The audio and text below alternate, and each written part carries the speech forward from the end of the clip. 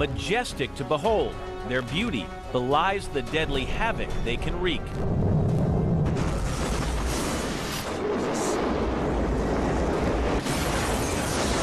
Havoc that could far exceed even the most violent eruptions in modern memory.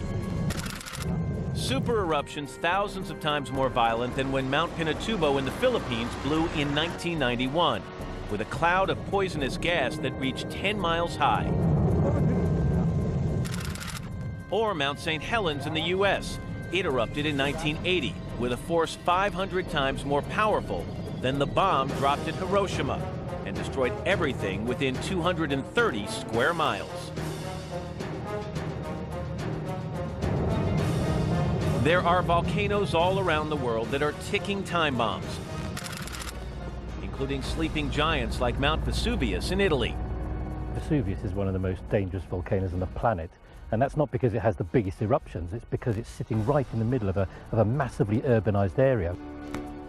Bill McGuire is the director of the Benfield Hazard Research Center in London. He studies and rates hazards around the globe. Volcanoes are his specialty. We have something like 700,000 people living in the so-called red zone here, and another 3 or 4 million people within range of the volcano itself. A huge eruption here could be catastrophic, and we know from history that it's very possible one could happen. The archaeological ruins of Pompeii, once buried under 20 feet of ash, provided the historical evidence.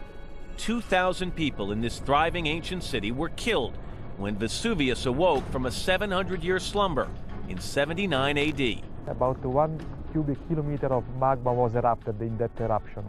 The cloud probably reached 20 kilometers.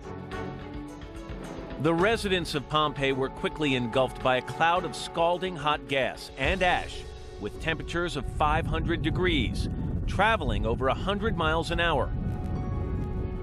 Their bodies buried beneath layers of ash, unearthed centuries later, frozen in time, perfectly replicated in plaster casts.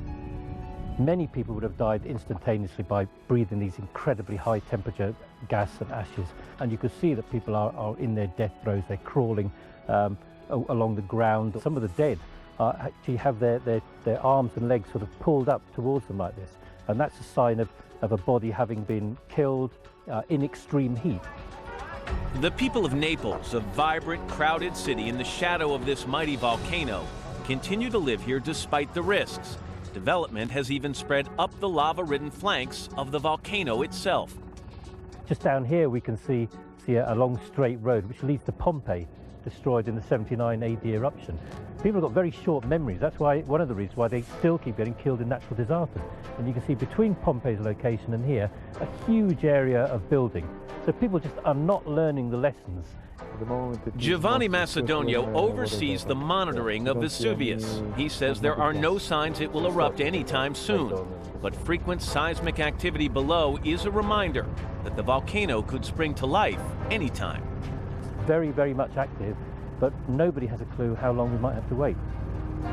Vesuvius is just one of 3,000 volcanoes around the world. Some of them dangerous not only because they might erupt, but because they might trigger other disasters, like Cumbre Vieja, a volcano in the Canary Islands. In 1949, during an eruption, the whole western flank detached itself and dropped about 4 meters. The worry is, at some point in the future, that whole mass of rock will fall catastrophically into the North Atlantic. If it does fall, Cumbre Vieja will trigger a tsunami far worse than any we've seen. Massive waves will travel all the way across the Atlantic, blanketing the entire eastern seaboard of the U.S., as well as South America. Low-lying coastal cities like Miami would be devastated when waves projected to be as high as 75 feet crash across the whole city, leaving everything but tall buildings underwater. Millions and millions of lives could be lost. While these scenarios seem dire, they actually pale in comparison with the threat of supervolcanoes. Volcanoes capable of eruptions so massive they can end life as we know it. Now, these eruptions are rare, about once every 500,000 years or so, but they can happen at any time. Supervolcanoes are ones that actually have had very, very large eruptions, and they're in areas that are somewhat unique, and so they tend to have larger eruptions. The largest known supervolcano on Earth is right in the continental U.S. at Yellowstone National Park. This scenic wonderland is actually a huge volcano, its cone destroyed in a past eruption, so violent that the walls collapsed into themselves, leaving nothing but the valley floor. The amount of material erupted at Yellowstone 640,000 years ago is on the order of thousands of times more than what came out of Mount St. Helens in 1980. Jake Lowenstern is the head geologist in charge of monitoring Yellowstone. The geothermal activity here, famous geysers like Old Faithful, are an ominous reminder that this is a restless caldera, that the magma chamber needs to release heat so it doesn't explode. Another indication, between 1,000 and 3,000 earthquakes recorded here each year. The problem at Yellowstone is those are the kinds of activities that happen all the time there. And so they really don't give us much of an indication of whether Yellowstone is acting strangely or not. Volcanoes usually erupt in somewhat predictable intervals. Yellowstone has had 3 super eruptions in its history: 2.1 million years ago, 1.3 million years ago, and 640,000 years ago. If you actually look at the spacing, it's between 640,000 and 800,000 years. So we could have one next year. If another super eruption does occur at Yellowstone, the explosion will be so immense the ash and debris sent into the air will disperse across 2/3 of the United States. Everything within 1,000 miles will be buried under several feet of ash.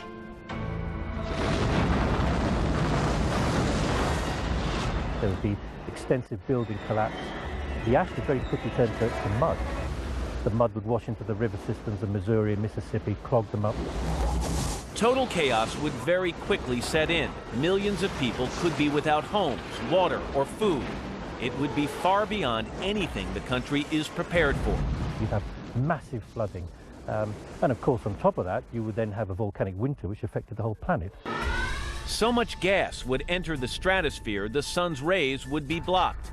Temperatures worldwide would fall 5 or 6 degrees for as long as 6 years. This would cause global crop failure and eventually global famine. You would see maybe 1 billion or more dead, I think. And Yellowstone is far from the only volcano on Earth capable of a super eruption. You could point to 5 or 6 areas around the world right now that potentially could have an eruption the size of some of the ones that have occurred at Yellowstone. And there may be other volcanoes capable of super eruptions that we don't even know about. There are 3,000 volcanoes around the world. But according to Bill McGuire, only half of them have been adequately studied. But we're only monitoring about 100 or 150 of them, so we don't really know what most of them are doing. That's because many volcanoes are in countries without the resources to monitor them. New technology like unmanned gas monitors, GPS, and INSAR, a satellite-based technology, is helping geologists keep a closer eye on volcanoes too dangerous or too remote to reach themselves. But we can't prevent volcanic eruptions. What we can do is use new technology to predict and try to prepare for the devastation to come. That we just can't explain. And from presidents to pilots, serious-minded people have reported UFO sightings. And while aliens haven't taken over just yet, they've certainly invaded our popular culture. Now, if we ever do meet up with them, scientists say this is one scenario where the truth could be stranger and scarier than fiction. It almost stretches credulity to its limit to think that there are no aliens out there, because there must be planets like ours. I think it's almost certain that there are other life forms in the universe within our own backyard. Even in the Milky Way galaxy, there are perhaps tens of thousands of planets that are ideally suited to be twins of the planet Earth. Aliens. They live in our collective imaginations. We meet them only in movies, where they usually take women and children and terrorize the neighborhood. According to scientists, these Hollywood scenarios aren't even close to what a real alien invasion might look like. It could actually be infinitely worse. If there is an alien invasion, don't count on calling up the Army or the Air Force and saying, you know, deal with these guys. They won't be able to deal with these guys. Right? They've come here. They've got technology that's way ahead of us. It's Bambi versus Godzilla, and we're Bambi. Americans tend to think that our military muscle We have ignition. and technological progress put us at the top of the galactic food chain.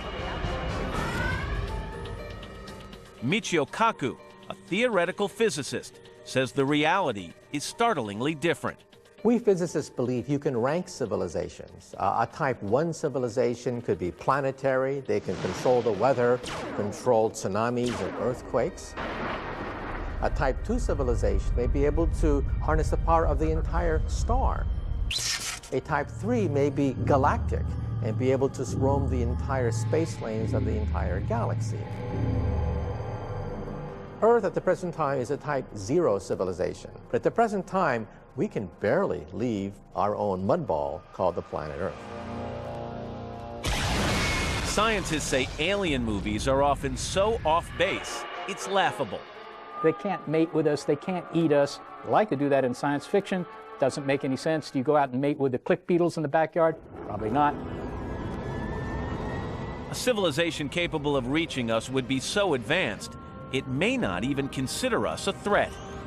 If you walk down a country road and you see an anthill, first of all, do you go down to the ants and say, I bring you trinkets, I bring you beads, I give you nuclear energy, I give you bioengineering, take me to your leader? Or perhaps do you step on a few of them? So if aliens are looking for us, would we know when they're coming? No one knows, but astronomers believe there could be warning signs. Chances are the first alien contact we have will be an automated probe.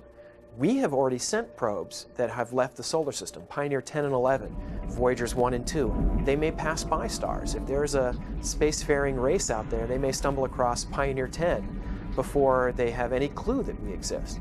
And the same may happen here. If they did invade, how would they do it?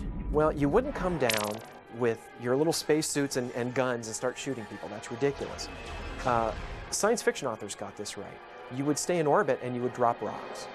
This would create chaos on the Earth in these cities, and you could very easily then invade. No one knows if we could protect ourselves if aliens invaded. We still don't even know if they exist. For 30 years, Seth Shostak has been trying to find out. He's the senior astronomer at the SETI Institute, a nonprofit scientific organization searching for extraterrestrial intelligence. SETI thinks the best way to look for aliens is with huge radio telescopes.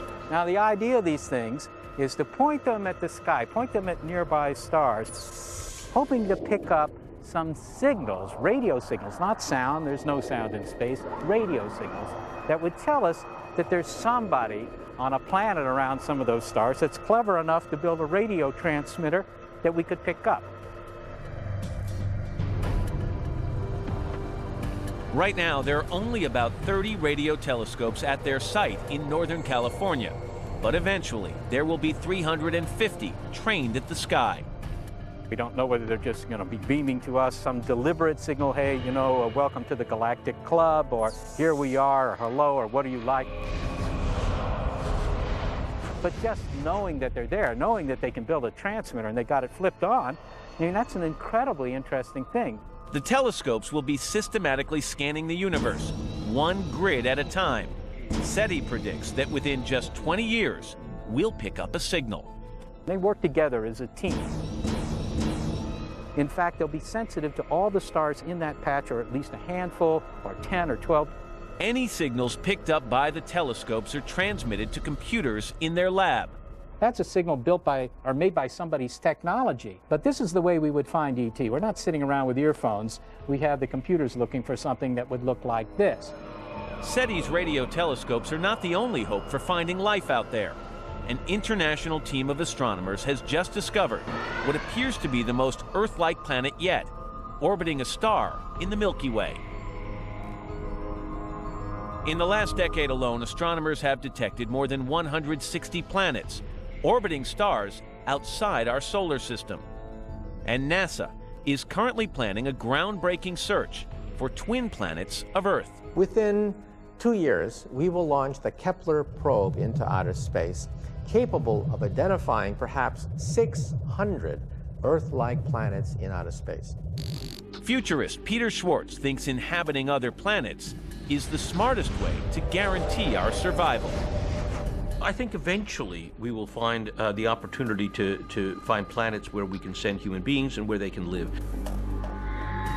And that will provide some degree of insurance in case our species gets wiped out locally here on Earth. But given that we may be hundreds of years away from finding and reaching a hospitable planet, we may need an alternative plan. Let's say within 100 years, we build little robot ships in which we put DNA, human DNA and DNA from many different species. And if we get to the point of having the technology to do that, we will actually be able to download human consciousness into those machines and start seeding planetary systems around the universe. Who knows? Maybe that's how it got started here.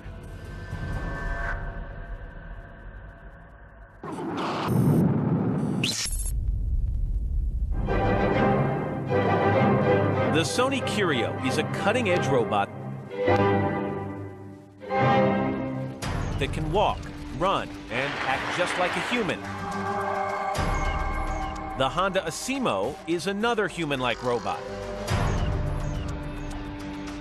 But don't let these cute and innocent-looking machines fool you. Many believe they're the first soldiers on the front lines of a robot revolution that's taking over the planet. As humans, I think the time is up. This is the end game. Evil robots that do things against humanity, it's almost certainly going to happen. Attention all colonial units. Cylon attack underway. A robot uprising is already underway on Battlestar Galactica, where robots called Cylons are locked in a galaxy-wide battle for domination with their human creators. What do you want to do now, Captain? The same thing we always do. Fight them until we can't. An all-out war with machines may seem outlandish, but look around. Computer-controlled robots are everywhere, and we can't live without them. If you know the extension you are calling. For today's flight arrival and departure. They help fly us around via autopilot, give us cash at the bank, vacuum our floors. These things kind of just sneak up on us, right? We're not aware of them. We don't interact with them like we would with people, and so we don't tend to think of them, but they're everywhere. And computers will soon be much more powerful and sophisticated than most people realize. Computers will match human intelligence by 2029, and then combine it with ways in which they're already superior. Computers are also becoming autonomous, meaning they can actually think, reason, and make complicated decisions all on their own, just like the human brain, but without any input from a person. In October 2005, some of these robot cars, driven only by computers and sensors, successfully navigated a 132-mile desert course without any contact from a person. Think about it. Cars driving themselves. It was a milestone in robotics, but also a stark example of how machines could endanger the people they're supposed to help and serve. Ultimately, if we're looking at autonomous, intelligent robots, it could be extremely dangerous for humans if they decide to do things against humanity. Security breached. Evil robots that turn on their human creators is a constant theme in science fiction movies like I, Robot. But not all robots are necessarily dangerous. Man down, man down. Medevac. The military hopes to one day have a robot rescue pod that will whisk soldiers out of harm's way and stabilize them on the battlefield without putting other soldiers at risk. Scanning. But the military is also developing extremely lethal robots that could cause serious trouble. The most advanced is the X-45, a recently declassified top-secret robot plane that's designed to fly, acquire a target, and fire a missile all on its own without a pilot.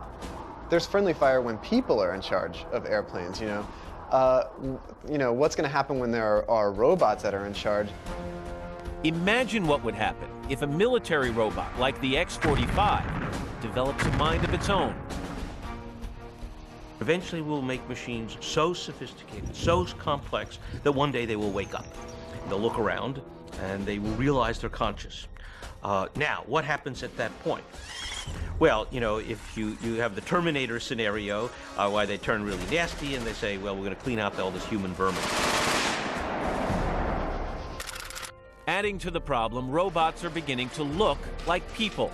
There's already this robot nurse, and then there's Robonaut, developed by the space agency NASA. The reason that Robonaut looks like a person, he looks like an astronaut, is because it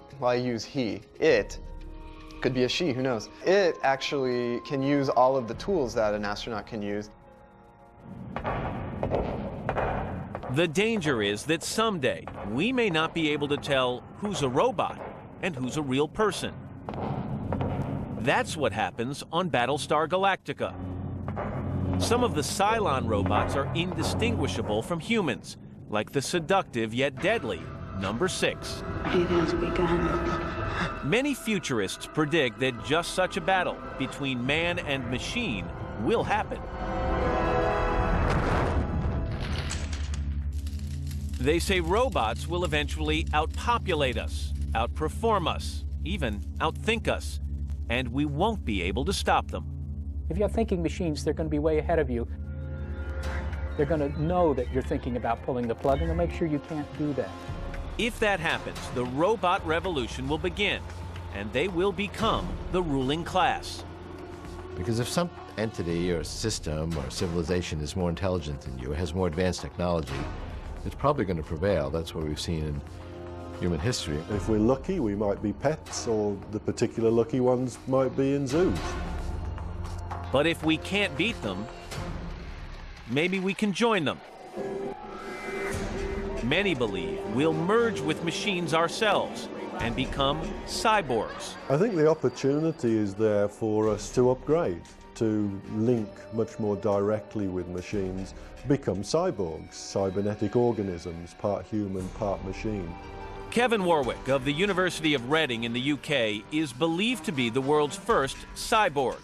In order to stay ahead of machines, he had a computer chip surgically implanted into his nervous system in his arm.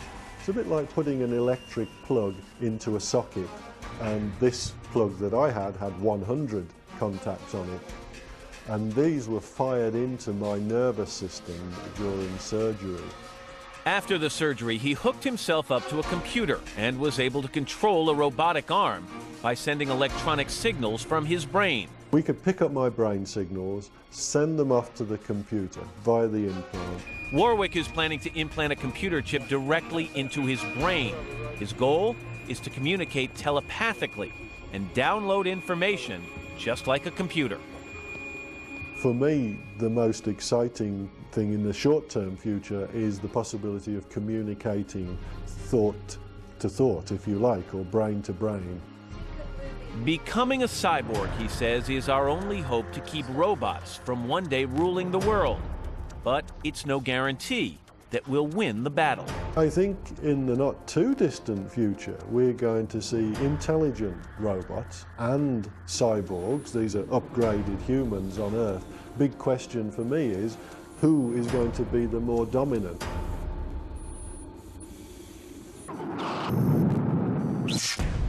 The ecosystem under siege. Why humans might be the next species to go extinct. Plus, solar flares. Why you don't want one headed our way.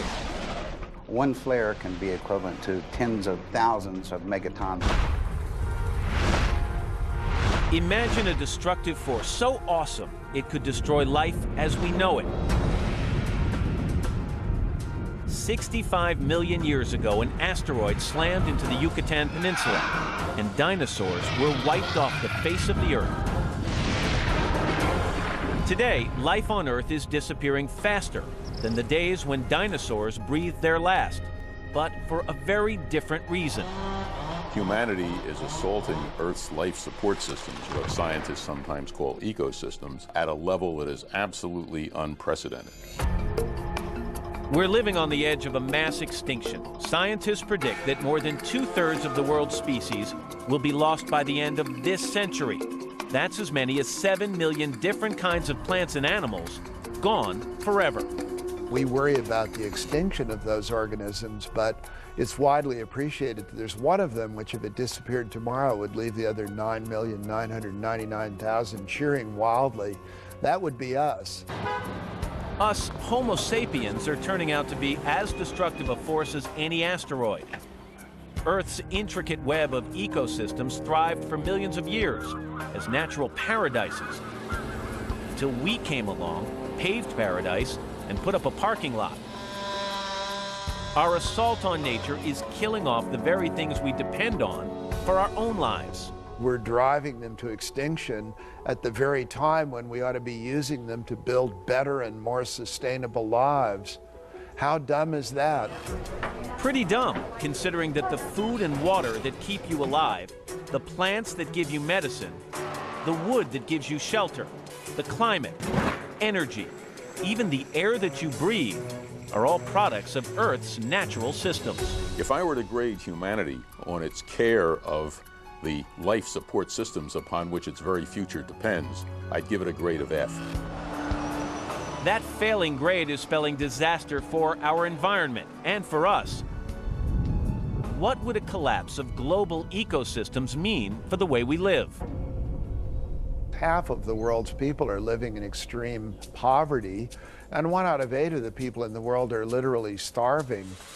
If global ecosystems collapse, we'll face mass starvation, hordes of environmental refugees on the move in search of food and water, an unimaginable future of poverty and disease. It's a doomsday scenario that could claim millions of lives and threaten our very existence.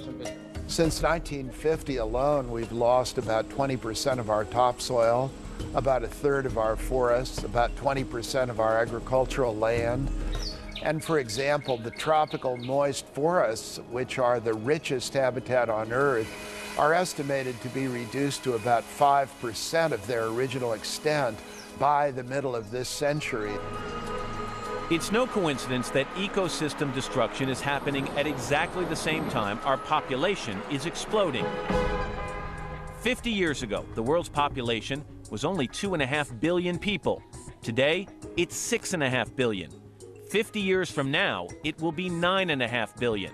Not even fuzzy math can make numbers like that add up to a healthy planet. If we want the United States to last a long time, the way to do it isn't to see if we can cram in 500 million people before it goes bust. The stark reality is that there are simply too many of us, and we consume way too much, especially here at home. We use twice as much energy in the United States per person. Does anybody really think that we live twice as well as a result of doing that? No, we waste twice as well. That's our special trick. Even the mighty oceans, the biggest ecosystems of them all, are losing the battle. Grave changes have taken place that have altered the very nature of the ocean itself. The ocean is in trouble. Take away the ocean, and you take away life itself for planet Earth. In Sylvia Earle's lifetime, commercial fishing fleets have wiped out 90% of large fish in the ocean. Sharks, tuna, swordfish, snapper, cod. Fish we love to eat, creatures that are vital to the food chain, vital to ecosystem Earth. What a waste. You could feed a small country with a bait that's being used alone. On land, wild creatures are also in trouble. Losing our cousins in the animal kingdom has dire implications for us, too. When you see a gorilla, you can't help but see that recognition that separates us from our closest relatives. Wildlife biologist Richard Carroll of the World Wildlife Fund works to preserve precious strips of African rainforest and save beautiful creatures like gorillas and elephants from extinction. Can we be successful as a species, as humans, if we can't protect our nearest relatives in the wild? Can humans avoid getting caught up in the mass extinction that we started? It will take a massive global effort to make things right, but the solutions are not a secret. Control population, recycle, reduce consumption, develop green technologies. Still, repeated warnings of an environmental catastrophe seem to have fallen on deaf ears. When you hear a politician say, we've really got to concentrate on the economy now and forget about the ecology, you know you're listening to a moron. The economy is a wholly owned subsidiary of the planetary ecosystems. Healthy ecosystems will not only save our lives, they can be the engines that power our global economy. We could do a lot and make our lives a lot pleasanter, but that involves leadership, and leadership is the scarcest resource we have in the United States. The future lies beyond our vision. It's not beyond our control. We are the problem. We can be and must be the solution, or else this beautiful green place we call home could turn into a lifeless, gray planet. The fate of our ecosystem lies in our hands, but this next threat is one that we simply can't control. They're called solar flares, explosions on the surface of the sun equal to about 1 billion megatons of dynamite. Now, even though the sun is 93 million miles away, scientists say that solar flares could have devastating consequences right here on Earth.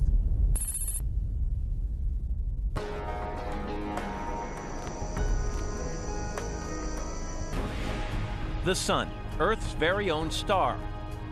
There's nothing more reliable, more steady. But the sun is a dynamic ball of fiery gases with the potential to be lethally dangerous. A solar flare produces probably one of the largest explosions in our universe.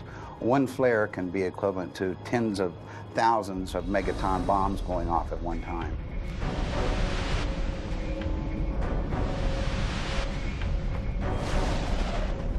Solar flares are released when the sun gets overloaded with the magnetic energy it's constantly burning. Like rubber bands, they snap, sending massive rays of light and heat into space. Release of the flares can happen anytime and is often followed by a second wallop of energy called a coronal mass ejection. You get 1 billion tons of material full of magnetic field, full of magnetized gas, and that propagates through interplanetary space and hits the Earth. The combination of the two can cause a wide range of effects. Flares can destroy anything not protected by the Earth's atmosphere, like million-dollar satellites. They can even kill astronauts. Within the ship there is shielding. The real danger comes when you are outside doing a spacewalk, when something like this occurs. The danger of solar flares is an issue for airlines. They know passengers can be exposed to radiation during solar storms, periods of extreme flare activity. And airlines have had to divert their routes at great expense because of higher radiation environments to protect their crew and passengers. Intense solar flares can create what's called a geomagnetic storm. This is sometimes visible as the aurora, or northern lights, green and blue flashes that dance in the sky. These light shows are beautiful, but sometimes an ominous sign. A large storm can cause the Earth's atmosphere to be zapped with so much energy it gets ionized, knocking out electric current. This happened in Quebec in 1998, when a solar storm left 6 million Canadians without power. Most of the province of Quebec in Canada lost their power.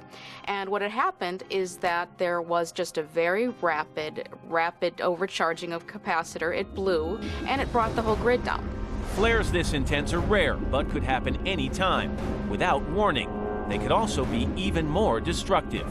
It could cause widespread power grid problems, doing with no electricity. It could knock out satellites, very important and valuable communication satellites. It could cause communication problems around the world. Picture this. A solar storm knocks out several large power grids on the east coast of the United States. This causes the connecting grids to overload, and the power goes down. A domino effect is triggered until the whole country and neighboring Canada are literally in the dark. Suddenly, there's not only no electricity in the northern hemisphere, there's no way to communicate. Even cell phones are out because the satellites would be fried. When all communications go down, we basically become a society like we were, 120 years ago. The problem is, 120 years ago, societies were self-sufficient. Today, developed nations are totally dependent on technology. So countries like the U.S. would not only be the hardest hit, they would take years to recover. Transformers and transmitters, a lot of those things will not be rebuilt very easily, especially if we don't have power in the factories to rebuild the equipment that goes down. So we may be looking at an absence of a sufficient electrical grid in America, for example, for a year or more. Imagine, on day one, subways, trains, and elevators are stuck with millions of people on board and no way to call for help. It takes days, maybe weeks, before emergency responders can find everyone trapped or dead, and that's just the beginning. As the days pass, food supplies quickly diminish. It's all spoiling without refrigeration. There's no way to order new supplies, and even if there were, gas is running out because the pumps don't work. Hey, this is my store. Business is ground to a halt. There's no access to money, no way to check on loved ones. People start to panic, like during Hurricane Katrina. It's gonna be all right. I think we, in a certain way, saw everything we need to know in the Katrina aftermath. I got you. Yeah, all right. And that is that the country has not yet organized its ability to respond effectively to large-scale disasters. And this is something I think that all of us are very concerned about.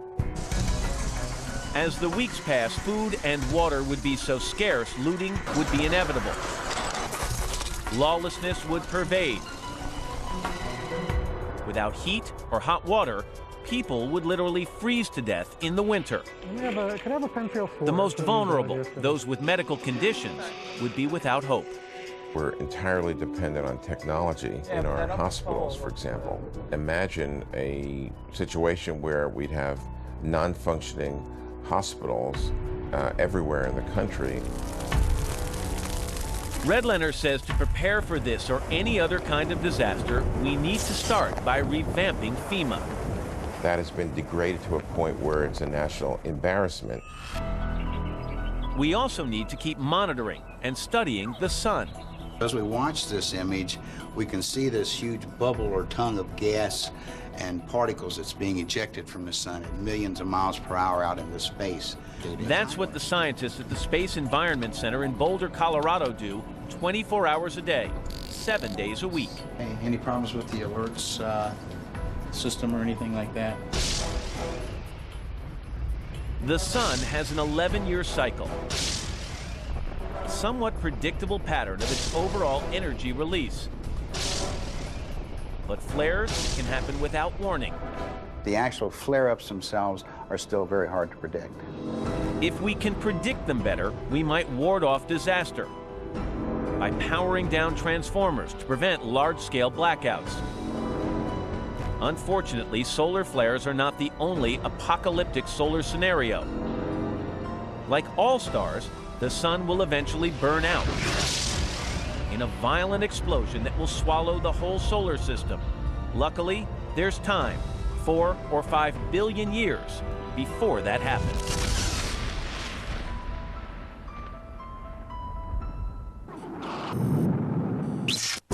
Coming up, global warming, global ramifications. US and other countries around the world would be virtually unrecognizable.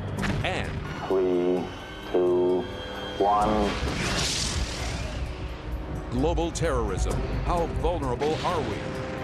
Whether it's food, whether it's environment, our medical system, we're potentially in jeopardy. Biologicals, in the worst case, have the most frightening potential. Next on Undeniably changed since the events of 9/11. The threats are darker and more complex. We're seeing new countries enter the nuclear standoff. There's also the threat of dirty bombs and weaponized viruses. With enemies more elusive than ever, can we prevent a global terrorist disaster?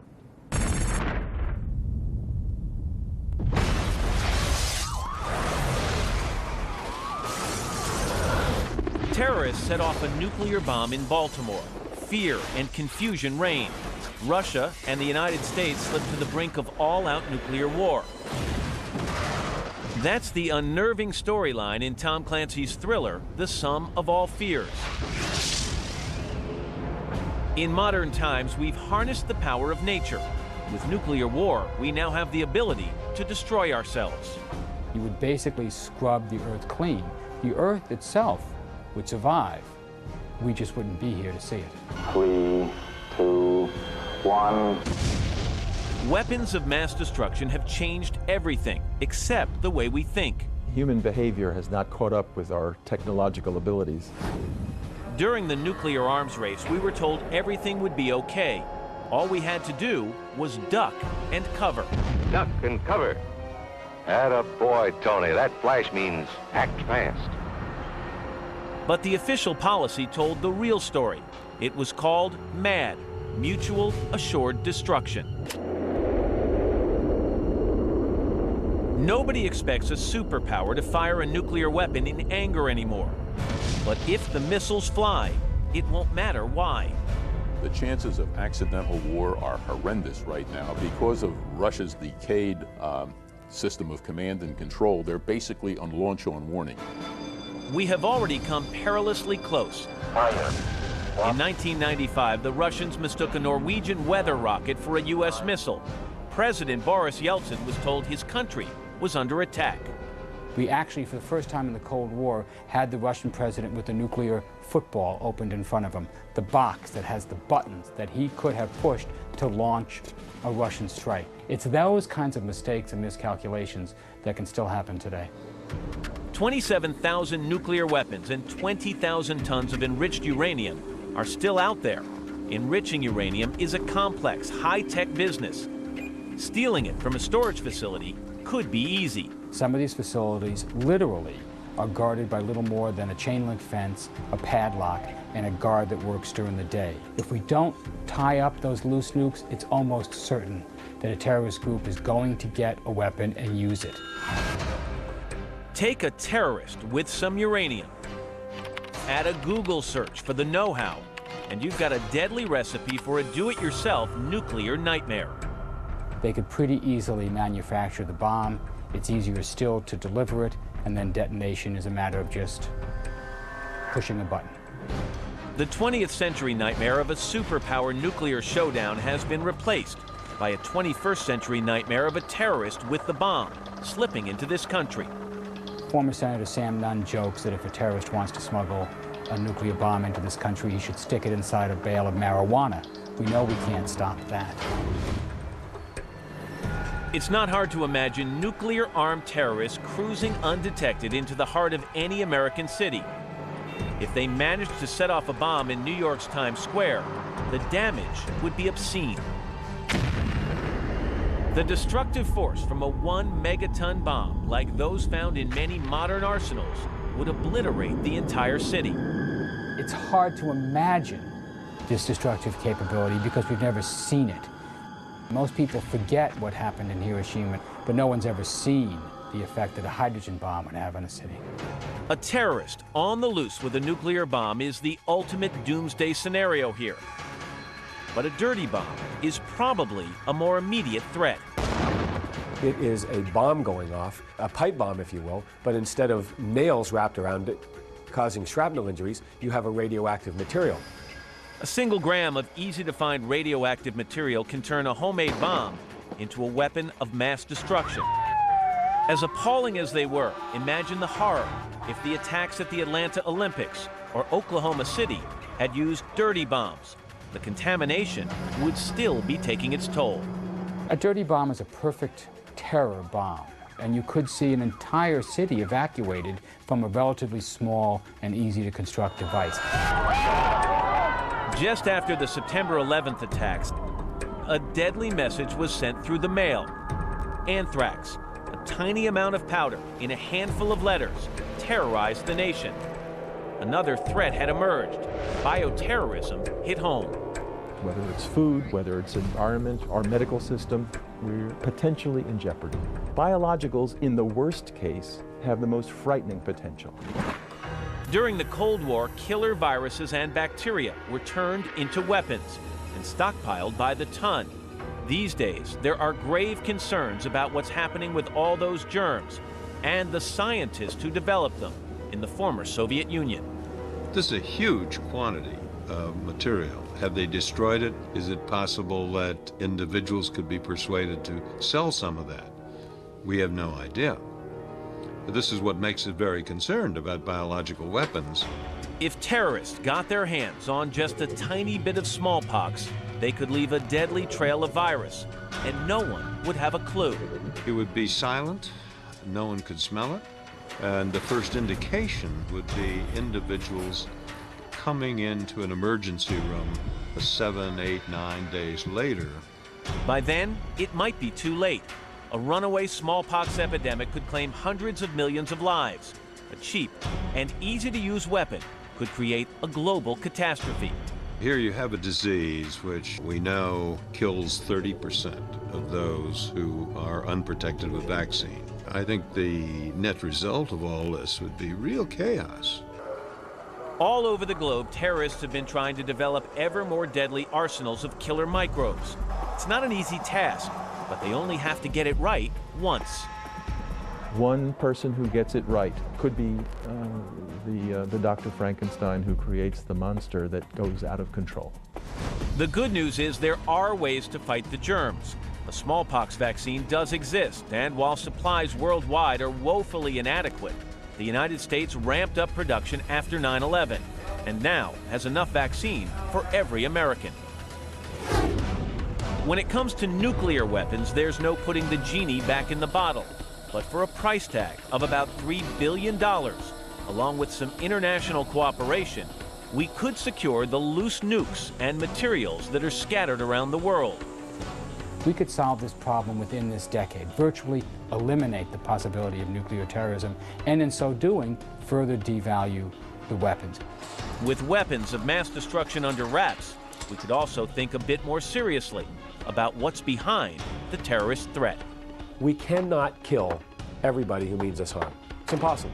We have to change the thinking that creates the hatred, that spurs the violence, that kills Americans. When we continue, the top 3 ways the world could end. It comes in with a wallop and is incredibly deadly. And solutions to save the human race. So imagine in a deep underground mine somewhere on Earth, we have an enormous reserve of DNA, millions of species. Over there behind me, that's a tornado! Massive tornadoes in Los Angeles are just some of the ways that global warming wreaks death and destruction around the world. In the movie, The Day After Tomorrow, the movie's nightmarish scenario is not as far-fetched as it may seem. Freakish, violent weather around the world is becoming the norm, and no place, it seems, is safe. We all know about the Category 4 and 5 hurricanes of the last few years, but that's just the beginning.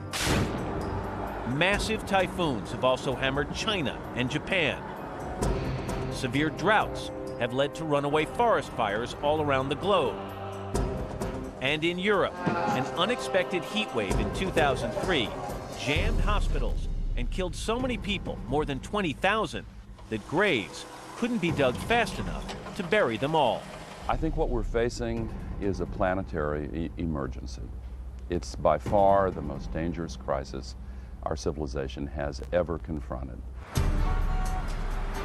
For years, many scientists have warned that gases emitted from burning fossil fuels are creating a greenhouse effect that's heating up the globe. Now, having ignored the calls to action, we may be at a tipping point.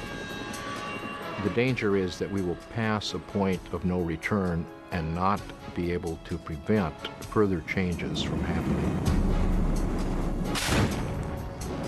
Global warming is with us. The main question is, how many deaths will there be? How many species will go extinct? The answers to some of those ominous questions are being looked for in some very unlikely places.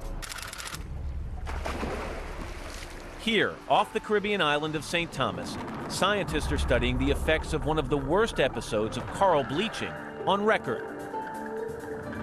If you were to look for concrete evidence that the world is suffering the effects of climate change, then really coral reef bleaching would be the case in point. When the ocean gets too warm, coral reefs die and turn a ghostly white. It shows just how fragile these ecosystems can be. Why should we care? Because coral reefs provide habitat for marine life, and their destruction could lead to a deadly chain reaction. By some estimates, of somewhere between a quarter and a third of the world's marine species live in coral reefs. If the ocean continues to get warmer, the world's coral reefs could eventually die out, and huge sections of the ocean will turn barren. Potentially, this could ultimately spell dramatic effects for our societies. Dramatic as in starvation, since we all depend on fish for much of our protein. But the warming of the ocean also presents another threat. You've undoubtedly heard that the polar ice caps and glaciers around the world are beginning to melt. But new data on the rate of the thaw is shocking scientists. The change is rapid and very dramatic. In the last 800,000 years, there's not been an Arctic that has no sea ice in the summer. And our climate models are showing that that could happen within 50 years. Species like polar bears and seals will be at great risk, and many indications are that they'll be driven towards extinction. The terrifying danger is if the massive glaciers of Greenland and icebound Antarctica turn to slush, the Greenland ice sheet alone could raise the global sea level by 23 feet. If Antarctica melted, seas would rise an additional 215 feet. The effects would be catastrophic. In Bangladesh, even a 1 meter increase would displace 16, 17 million people. Imagine 100 million or 200 million. The devastating effects of global warming may be much more imminent than most people realize. Hidden at the bottom of the ocean is a little-known factor that could accelerate the whole process: massive deposits of frozen methane, a potent greenhouse gas. The amount of methane in the ocean is much larger than the amount of methane and CO2 that we can get from fossil fuels. If the ocean gets warm enough, the methane will defrost and rise from the ocean into the atmosphere.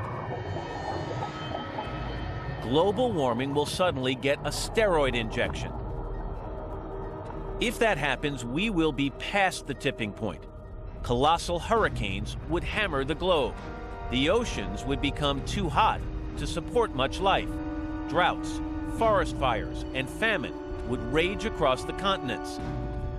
Florida would be gone, completely swallowed by the rising ocean, as well as hundreds of cities all around the world. Scientists aren't the only ones concerned.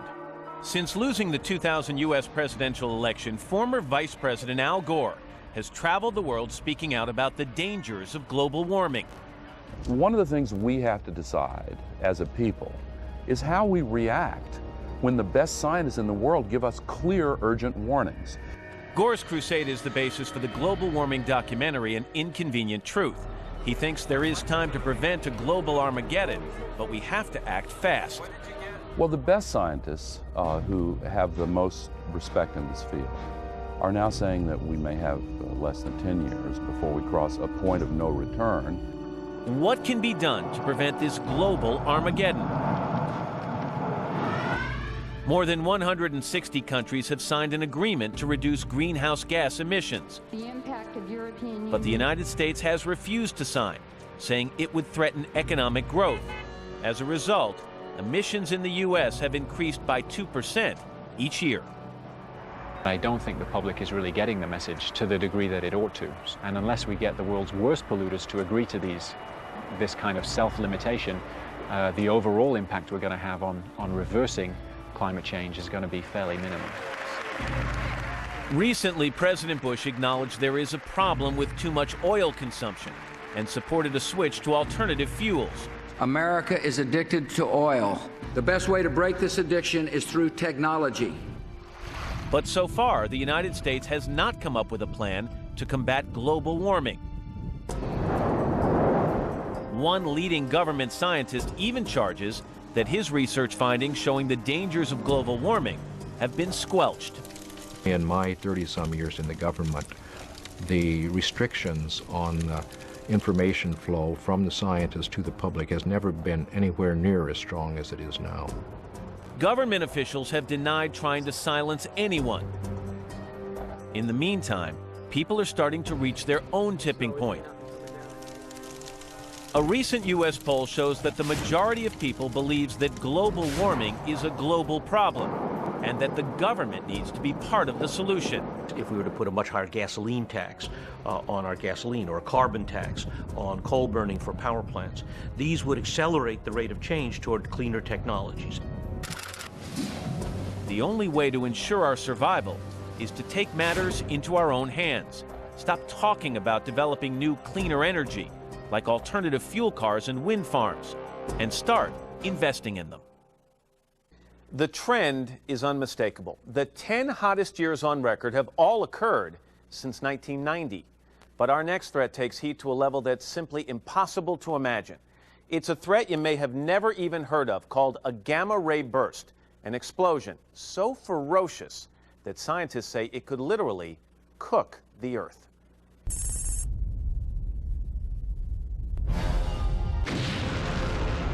Gamma ray bursts are the most violent event in the universe since its creation.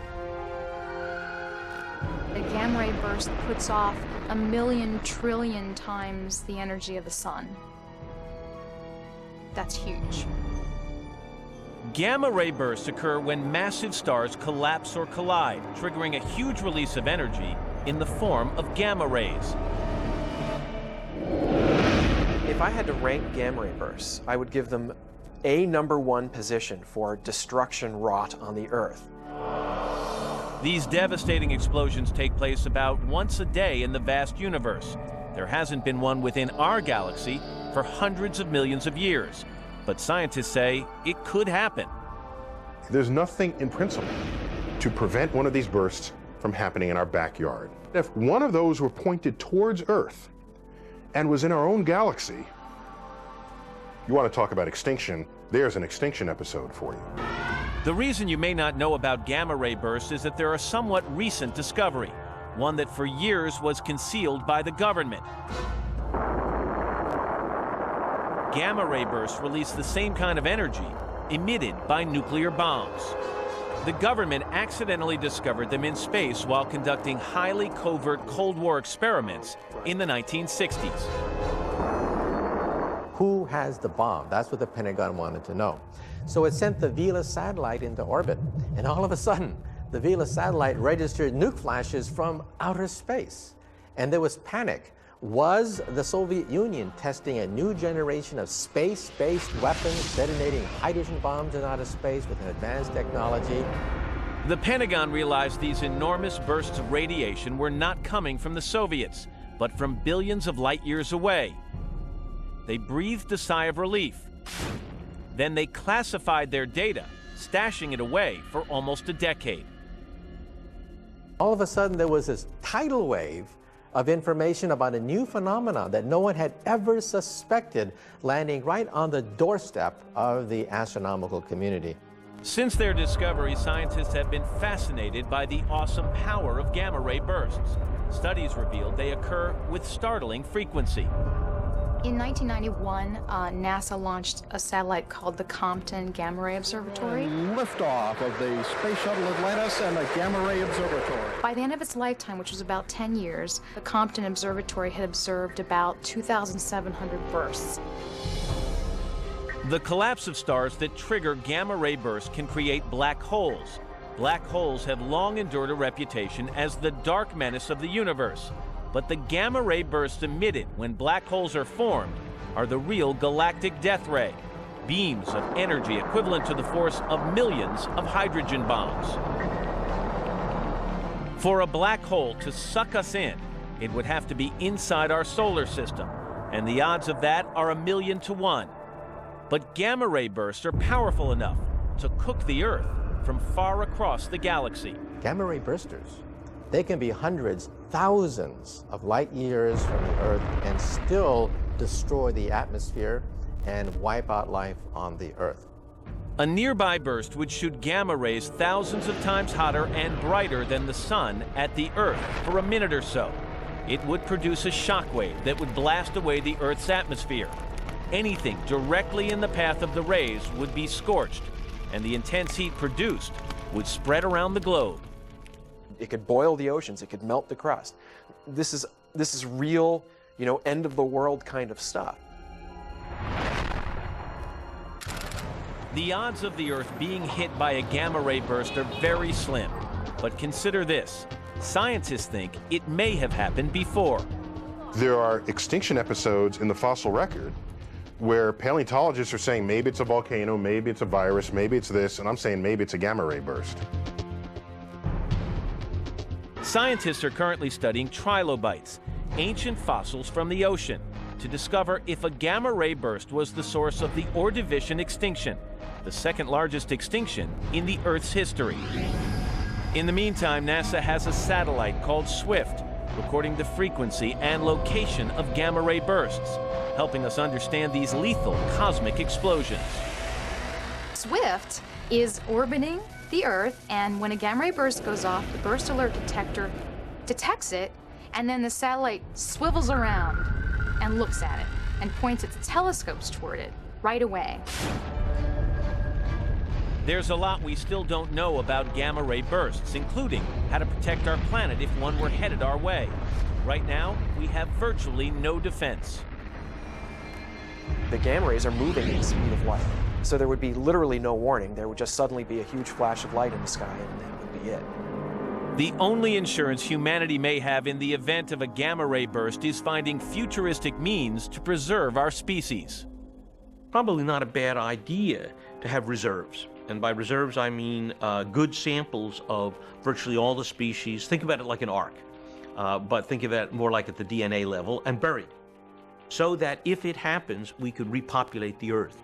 At least a few people would have to be below the surface to reactivate it, or maybe we might have our smart machines that bring us back.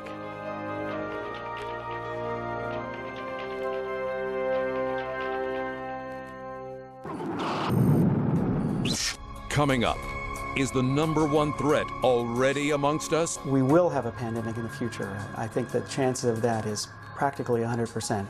Or is it lurking in the skies above? If it lands in an urban area, we're talking about hundreds of thousands and millions of people losing their lives immediately.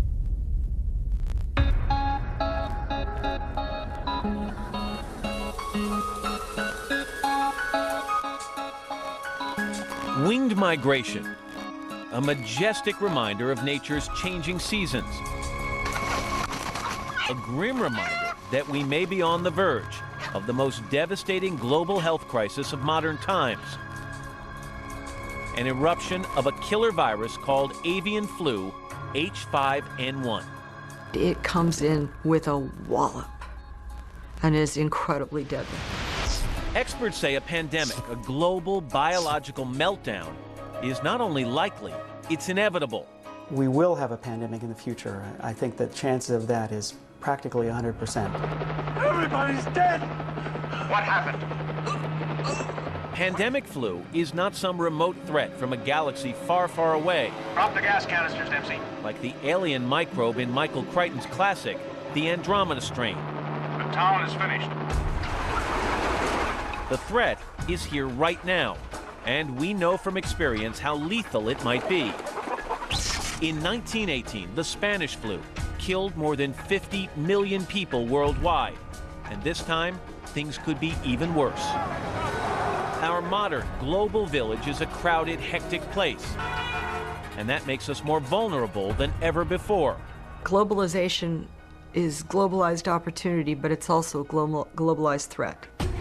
A bug out of Africa or Asia can hitch a ride on a jumbo jet and find itself just about anywhere in the world in less than a day. In the last few decades, infectious diseases like SARS and AIDS have emerged and spread all over the world. HIV has killed more people than died in the Black Death of the 14th century. By making smart choices, you can lower your risk of getting AIDS. But imagine a killer virus that can enter your body with every breath you take. That's what the seasonal flu can do.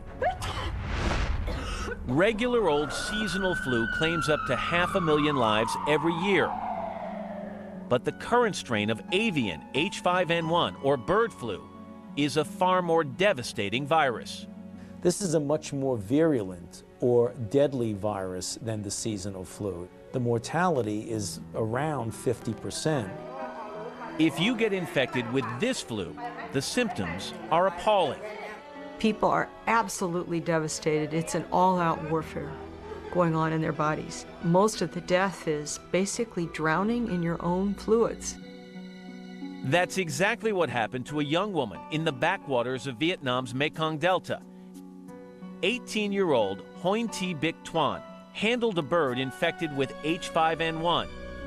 Not long after, she was diagnosed with bird flu. You can see that the infection starts in this lung. A few days later, you can now see the infection has spread throughout the lung. The virus ravaged Tuan's body. She was placed on a respirator, but her situation was hopeless. Just a few days later, she died. They were afraid that the disease was contagious, so she was cremated. This one is Tuan. We brought her home. Tuan never had a chance. H5N1 is a new strain of virus, and that's one of the reasons it's so dangerous. You have no what we call background immunity to it. Your body is not pre-prepped. But Tuan's case is still the rare exception to the rule. So far, H5N1 has been a pure bird flu. But it could mutate and start spreading easily from one person to another. It hasn't yet, but mutating is what viruses are all about. The microbes are constantly evolving to be better at infecting us. Flu virus spreads through tiny airborne droplets from a cough or a sneeze. The virus can also thrive for hours on hands or surfaces like doorknobs and telephones, waiting for its next victim. Even worse, H5N1 can incubate in your body for more than 2 weeks before you feel sick. So you could be walking around innocently spreading the disease like a modern-day typhoid Mary. The worst case scenario is to have a deadly virus that is easily spread from person to person. And that's what influenza can be. If the bird flu does mutate so it passes from human to human, brace yourself for a pandemic. We'll all be at risk. The mathematics are gruesome and very, very unsettling. We might be seeing as many as 100 million people dying around the world from a pandemic flu. The numbers are so catastrophic because there's no cure. Your best chance would be to get a flu shot, but a reliable vaccine for H5N1 can't be made in advance. You have to wait until it adapts to humans. By then, an outbreak could have started, and it might be too late. Everyone in the world, every country, every nation is dreadfully unprepared because of the time that it takes to scale up to make a vaccine. Flu vaccine has been made the same way for decades, a cumbersome and slow process using chicken eggs.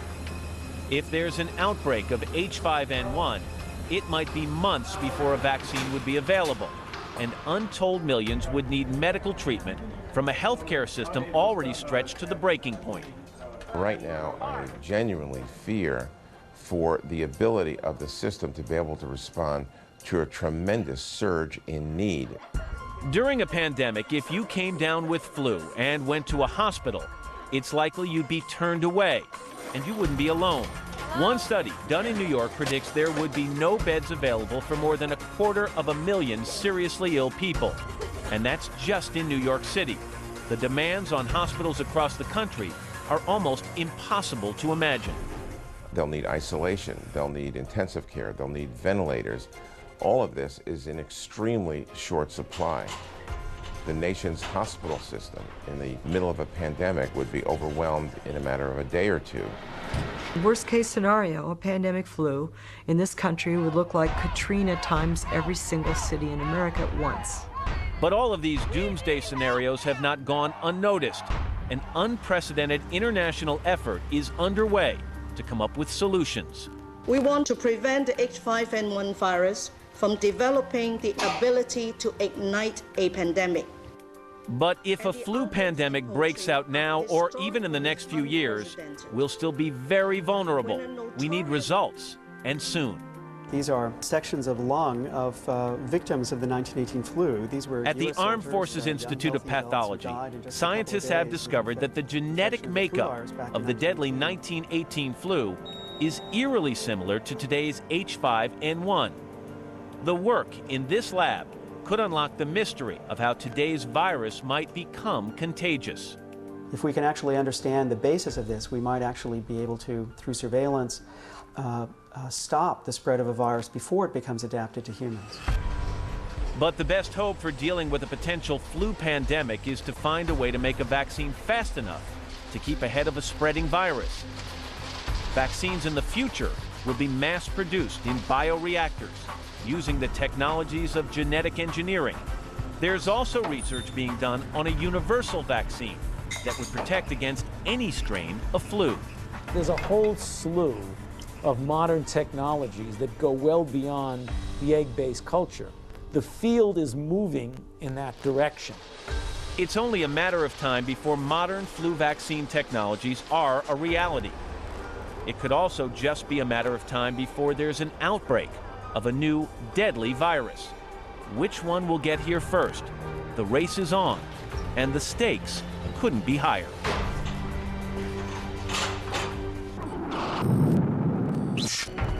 Next on Countdown to Doomsday. We are in the middle of a shooting gallery, and eventually a collision will take place. It's just a matter of when. The #1 threat to humanity. Are we prepared?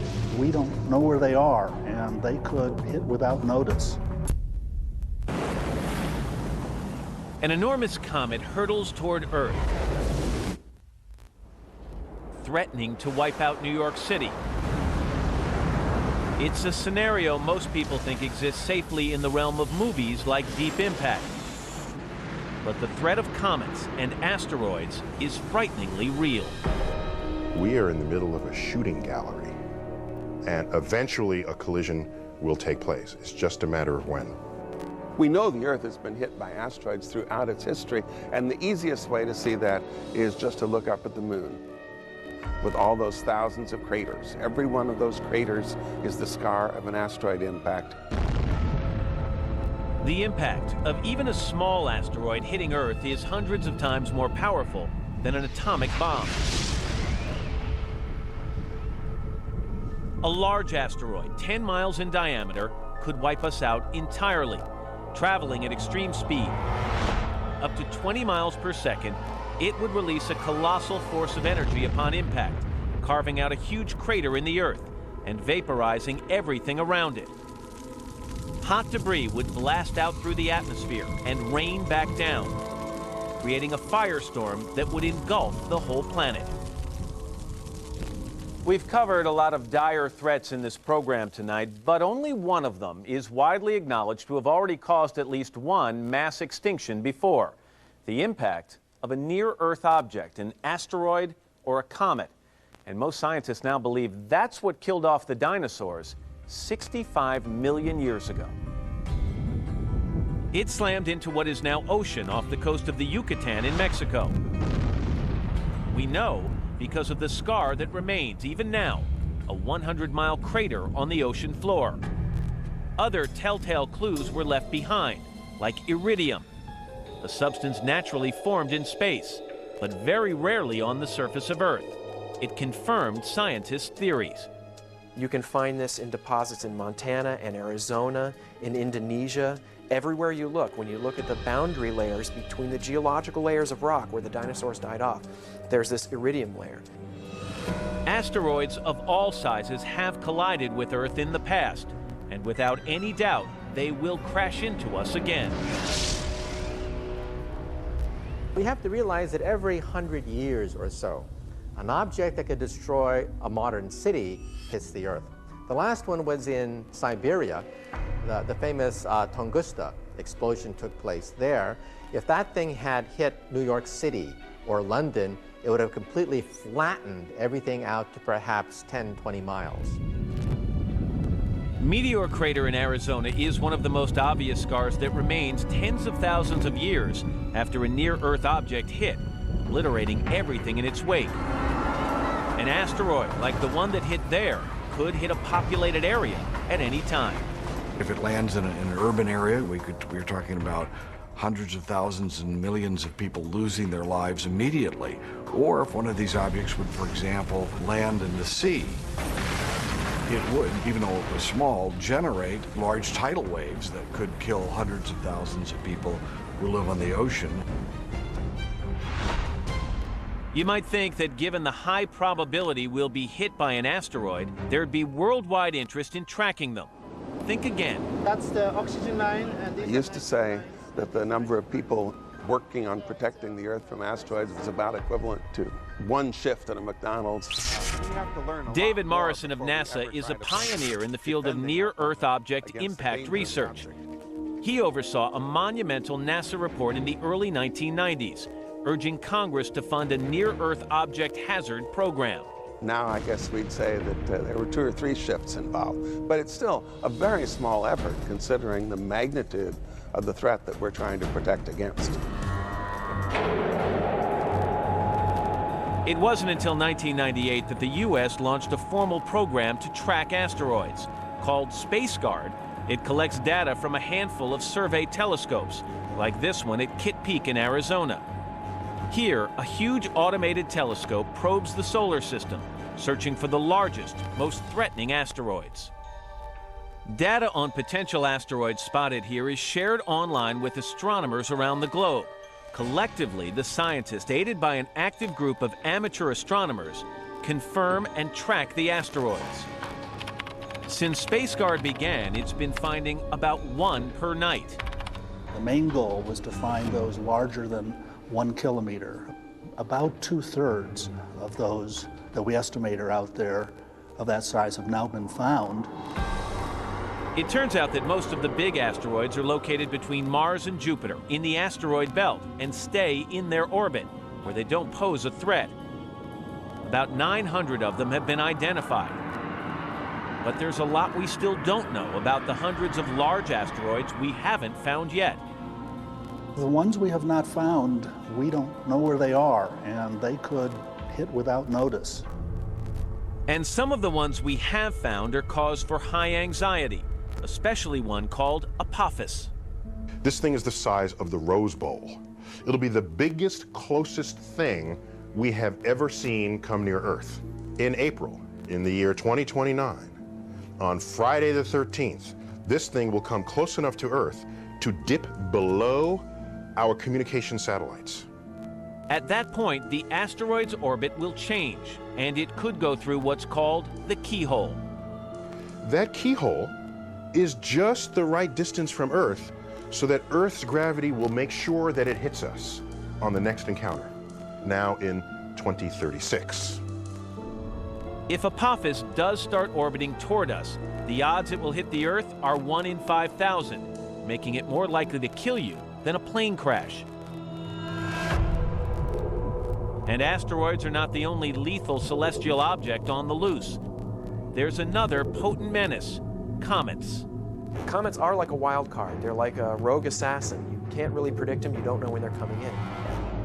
Unlike asteroids, comets don't stay in a fixed orbit. They can fly in from galaxies out of sight. By the time we spot them, it could be too late.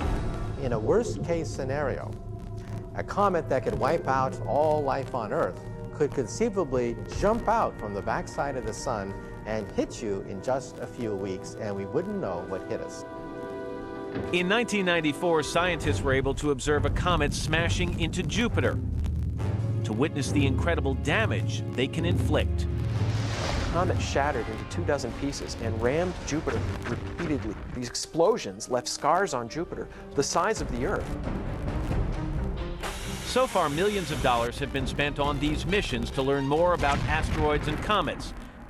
And yet, not a penny has been invested to prepare in the event that one of them is headed toward Earth.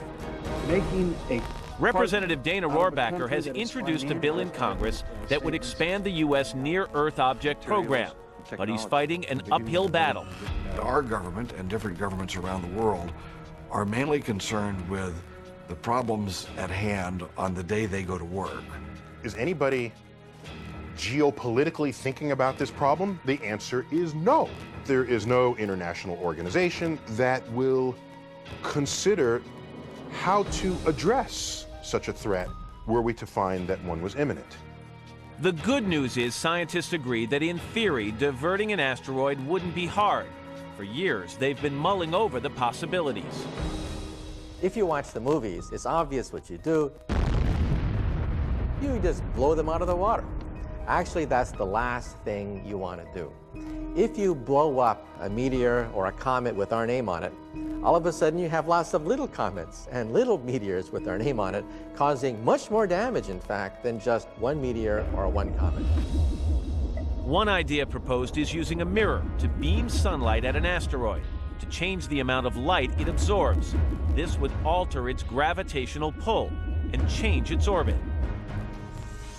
Another idea, attach probes to the asteroid with thrusters and sails that would alter its course. The problem is, it's a huge challenge to attach anything to an asteroid or comet because every one of them is completely different. Comets are ice balls. Some asteroids are stony. Taking the lead in the ad hoc community of scientists looking for ways to fend off asteroids is pioneering astronaut Ed Lu. He's teamed up with colleagues to form the B612 Foundation, a nonprofit group dedicated to finding a solution. We wanted to make it be something that was actively trying to do something rather than simply studying the problem. And we thought that we ought to fly a test mission by 10 years. In 2005, Lu came up with a novel idea called a gravity tractor, a rocket that hovers near an asteroid, using gravity to slightly alter its course. What you would actually use is just the force of gravity attracting the two together to pull it. So this thing is free to rotate behind the spacecraft, but the spacecraft is thrusting in this direction with its thrusters sort of angled out like that, and it'll pull it along. Lu's gravity tractor is the buzz of the astronomy community. The technology it requires already exists. Funding and time, at least a decade for research and development, are all that are needed to make it a reality and prevent a possible disaster. It's not a question of if, it's a question of when we're going to have our nose bloodied as a civilization, or perhaps have life wiped out on the planet Earth.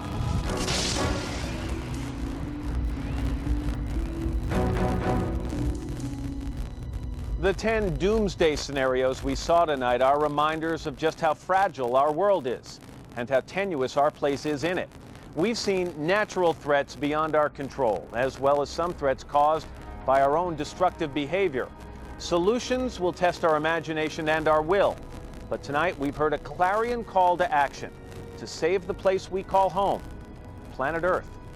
I'm Matt Lauer. Thanks for joining us.